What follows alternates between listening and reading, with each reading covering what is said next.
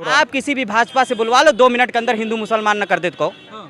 पक्का आप बुलवा लो, किसी भाजपा को बुलवा लो, अभी हिंदू मुसलमान की बात न करने का कह दो, हिंदू मुसलमान ना बोलना, बाकी तुम बोल जाना।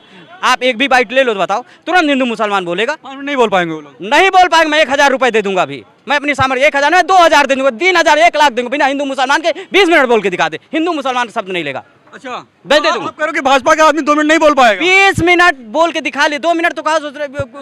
20 मिनट की बात, आप 20 मिनट बिना हिंदू मुस्लिम नहीं बोल पाए? अरे आप किसी नेता का भाषण दिखा दो बिना हिंदू मुसलमान के बोला हो, किसी भी भाजपा के नेता के दिखा दो, यहीं पर तुम जूता लेके जुट जाना हमारे पर, इससे बड़ी बात क्या नहीं कर। 1 लाख रुपए दे देंगे आप? 1 लाख नहीं, मैं इसी जगह जो बोलेगा किसी नेता का भाषण दिखा दो, किसी भाजपा पर हिंदू मुसलमान के बगैर कुछ बोला हो, बस बता दो हमको, चाहे चैलेंज देता हूँ मैं, तो भाजपा योग चैलेंज देता हूँ। प्रधानमंत्री साहब तो कहते हैं कि कोई दिक्कत नहीं है, कोई प्रधानमंत्री हैं, उनका स्वागत है, हमारे अग्रज हैं, अग्रज इसलिए प्रधानमंत्री हैं, जिस दिन प्रधानमंत्री नहीं होंगे वो हमारे अग्रज नहीं रहे। भगवान करे हमारा पुत्र, हमारा औलाद, कोई भी व्यक्ति मोदी जैसा ना बने, बस बन गया हमारा देश बर्बाद हो जाएगा, सीधी सी बात है। बहुत सारे लोग ये कह रहे हैं कि मोदी जी आ गए तो देश बच गया, नहीं तो देश बर्बाद हो जाता। भैया मोदी जी ने बचा लिया देश को। 2014 के बाद देश बना है, कौन सा ऐसी मिसाल? उसके पहले हमने पाकिस्तान के 2 टुकड़े किए हैं, उसके पहले परमाणु पोखरण हुआ है, उसके पहले अंग्रेजों को भी भगाया है, उसके पहले मैंने कई विदेशी शक्तियों को जो है धराशाही किया है, उसके पहले जो है हिंदुस्तान की आर्मी बनी है,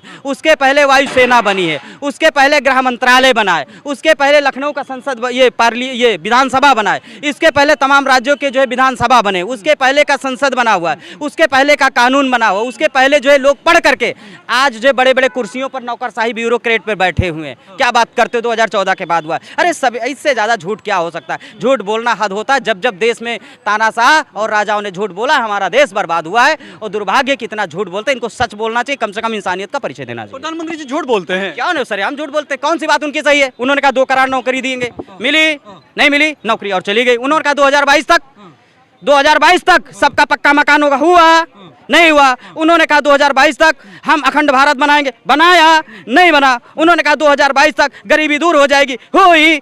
आज प्रधानमंत्री खुद ही कहते हैं 80 करोड़ लोगों को राशन दे रहे हैं, मतलब जनता को उस निर्जीव स्थिति में छोड़ दिया कि आज अगर राशन सरकार ना दे तो बेचारे भूखों मर जाएं। इससे बड़ा दुर्भाग्य क्या हो सकता है?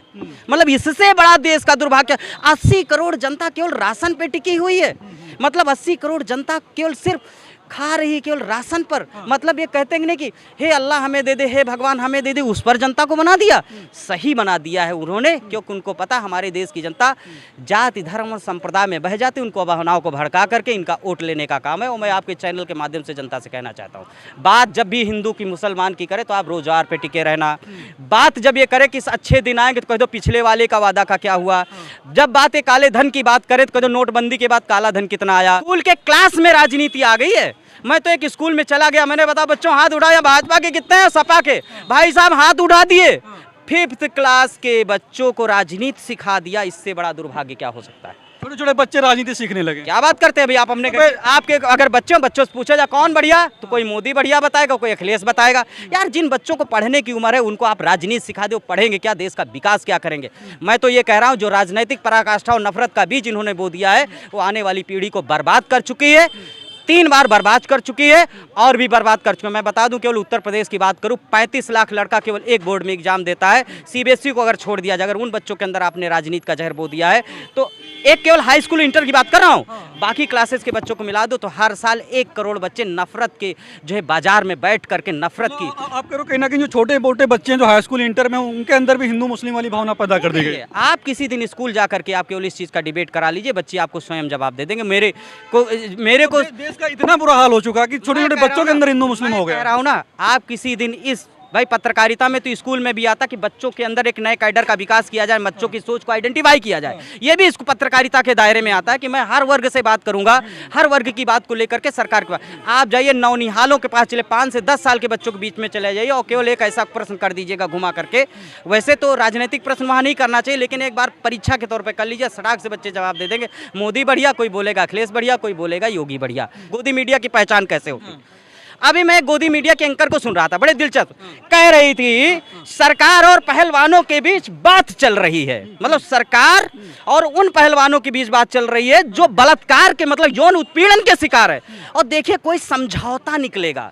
अरे भैया एंकर लोग ही समझौता करा रहे, मतलब क्राइम केस पाक्सो के मामले में समझौता हो रहा है, इससे बड़ा क्या होता है? आपने कभी सुना है पाक्सो के मामले में कोई पुलिस समझौता कराती? सीधे जज जजमेंट देता है, हिंदुस्तान की न्यायपालिका जजमेंट देती है। और जब एंकर ऐसा करके माहौल बनाने लगे तो जाहिर सी बात है लोकतंत्र खत्म है। ये अच्छे दिन है। ये अच्छे दिन नहीं है, सबसे बुरे दिन है, सबसे घटिया दिन है। और देश के लिए जो है इस समय दुर्भाग्य है कि इस समय देश को मैं बर्बाद होते हुए देख रहा हूं, और उस व्यक्ति के द्वारा बर्बाद होते देख रहा हूं जिस पर जनता ब्लाइंड बिलीव करती है। वो हमेशा जनता की इमोशन से खेल करके, जनता की भावनाओं को भड़का करके, हर बात में हिंदू मुसलमान करके जनता को इमोशनल ब्रेक करके वोट लेता।